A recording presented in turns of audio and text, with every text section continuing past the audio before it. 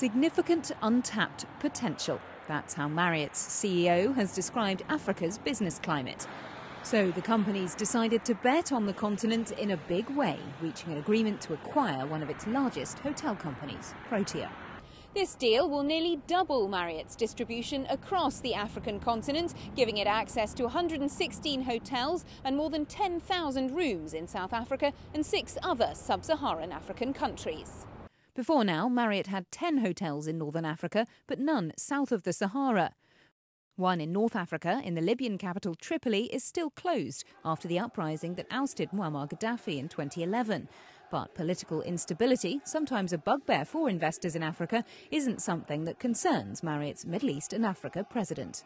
If you've seen what's happened to Africa over the last 10 years in terms of many of the countries emerging from ravaged war to democracies, we are confident that in the medium to long term, the opportunities presented to us in the Middle East and Africa outweigh those risks. For both him and Protea CEO Arthur Gillis, the market in Africa is rapidly expanding. Mr. Gillis says a global chain like Marriott understands the potential. All of the other international brands have arrived with a notebook. Marriott arrived with a checkbook.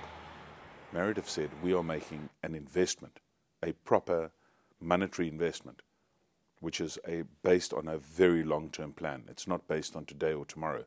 It's based on many, many generations to come. GDP in sub-Saharan Africa will rise 5.7% in 2014, about double the forecast for global growth. What with that and the continent's fast pace of urbanisation, both men say it's an important market to watch. We realise that Africa has huge potential for our business. 1 billion people set to double over the next 40 years, according to the African Development Bank.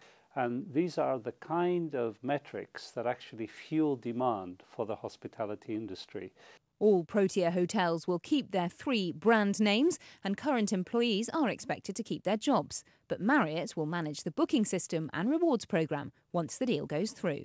It's expected to be formally signed in the first quarter of 2014. Lorna Shaddick, Washington. News that moves. eNCA.com.